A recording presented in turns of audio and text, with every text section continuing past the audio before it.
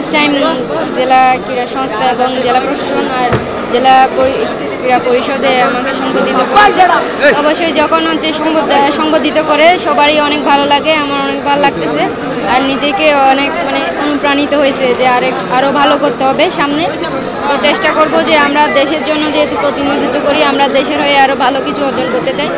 তো আমাদের লক্ষ্য থাকবে এখন এশিয়ার মধ্যে না, আর আমরা সাউথ এশিয়ার মধ্যে থাকতে চাই না, আর আমরা এশিয়ার মধ্যে যেতে চাই। এশিয়ার চ্যাম্পিয়ন ট্রফি নিয়ে আমরা আসতে চাই। যখন আমি 2016 সালে এখানে আসি, স্টেডিয়ামে আসি তখন কোনো মেয়ে ছিল না। অবশ্যই এখন অনেক মেয়ে দেখতে পাচ্ছি, ওরা অনেক অনুপ্রাণিত হয়েছে আমাকে দেখে। তো ওরাও খেলা শিখতেছে, আমি তাদের অনুপ্রাণিত করছি যে ভালো করে খেলতে বলছি। তো ওদের যদি ফ্যামিলি গাইডলাইনটা ঠিক থাকে আর সবাই যদি সহযোগিতা করে, মেয়ে যেহেতু সবার সাপোর্ট থাকা দরকার, তো আমি চাইবো যে সবার ফ্যামিলি এবং ক্রীড়া সংস্থা থেকে সাপোর্ট দেওয়ার জন্য। অবশ্যই এটা আমার জন্য গর্বের এবং আনন্দিত, কারণ আমার জন্মভূমিতে আমাকে সংবর্ধিত করেছে। আমি সবাইকে ধন্যবাদ জানাই এবং জেলা প্রশাসক মহোদয়কে ধন্যবাদ জানাই ওনার এত ব্যস্ততার মাঝে যে আমাদেরকে এরকম সুন্দর একটা জমকালো আয়োজন করার জন্য।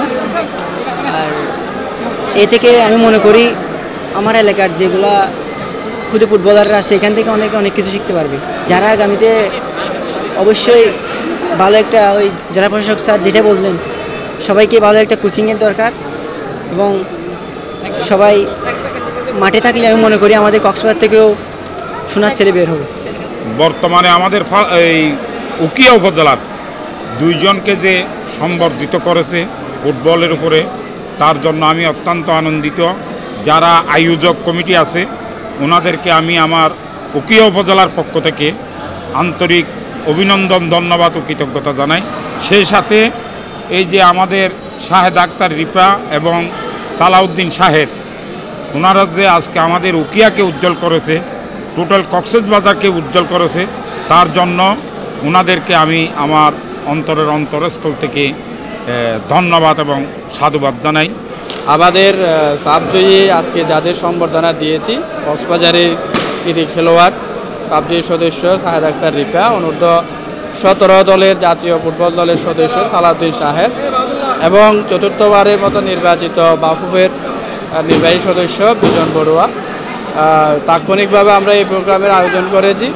আমরা আজকেও প্রস্তাবনা দিয়েছি, পরবর্তীতে আমরা বিভিন্ন যে ক্রীড়া দিবস আছে, ক্রীড়া দিবসে ক্রীড়াবিদদের সংবর্ধনার আরও বড় ধরনের পরিকল্পনা আছে। স্যার যোগদান করার পর থেকে অক্টোবর মাসে যেসব খেলোয়াড়েরা জাতীয় পর্যায়ে এবং আন্তর্জাতিক পর্যায়ে অংশগ্রহণ করেছে, স্যার তাদেরকে আজকে উৎসাহিত করেছে।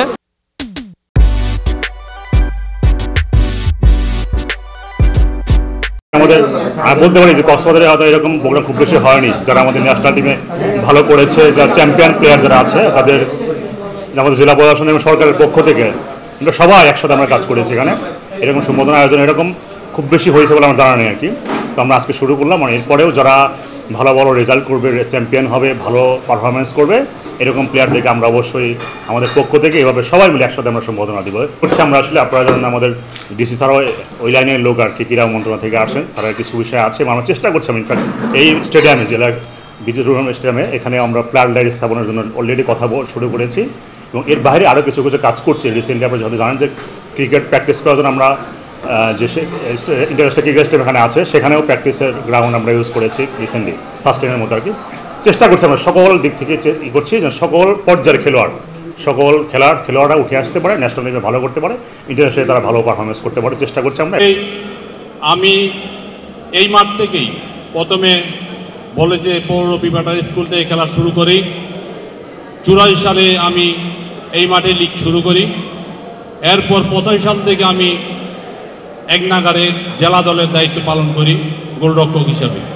আপনারা হয়তো দেখেছেন আমরা এই জেলার জন্য অনেক ত্যাগ দিয়েছি। এরপর আমি ঢাকার মাঠে এবং চট্টগ্রামে আমি খেলা শুরু করি, চট্টগ্রাম থেকে ঢাকায়। এরপর আমার খেলোয়াড়ি জীবন শেষ হলো 2007 সালে ঢাকা মডার্ন স্পোর্টিং ক্লাব থেকে ইতি টানি। এখন আমার দায়িত্ব হচ্ছে, যখন খেলোয়াড় জীবনে ছিলাম তখন আমি খেলোয়াড় হিসাবে ছিলাম, এখন আমি হচ্ছে সংগঠক হিসাবে। এখন আমার কাজ হচ্ছে কিভাবে খেলোয়াড়দের উদ্বুদ্ধ করতে পারি এবং কিভাবে রেফারিদেরকে আমি উদ্বুদ্ধ করতে পারি, কিভাবে কোচদেরকে ট্রেনিং করাতে পারি, এটাই হচ্ছে আমার দায়িত্ব। আমি কক্সবাজারে যোগদান করার আগে যুব ক্রীড়া মন্ত্রণালয়ে চাকরি করতাম।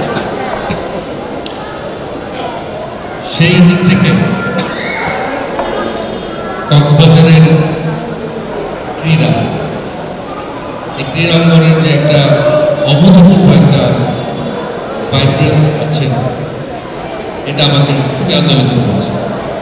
আমি মন্ত্রণালয়ে বসেও দেখতাম আমার ডেস্কে ফাইল আসতো কক্সবাজারের অনেক খেলা।